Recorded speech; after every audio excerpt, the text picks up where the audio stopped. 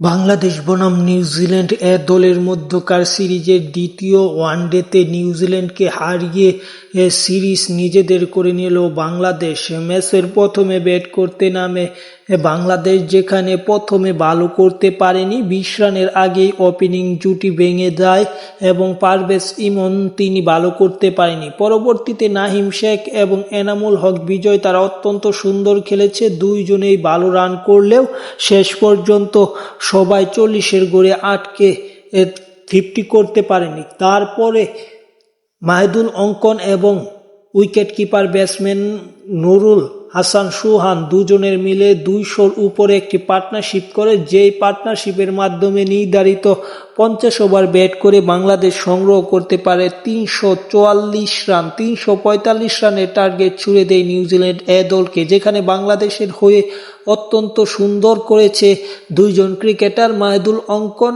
এবং নুরুল হাসান সুহান, দুজনেই এই সেঞ্চুরি করেছে এই ম্যাচটিতে। বিপরীতে ব্যাট করতে নামলে ভালো শুরু করতে পারেনি নিউজিল্যান্ড। একের পর এক উইকেট হারানোর মাধ্যমে তারা 250 রানের আগে আটকে যায়। মোটামুটিভাবে বলে যায় তারা 87 রানের ব্যবধানে হেরেছে এবং এই হারটাই তাদেরকে সিরিজ থেকে ছিটকে দিয়েছে এবং বাংলাদেশ 2-0-তে সিরিজ নিজেদের করে নিয়েছে।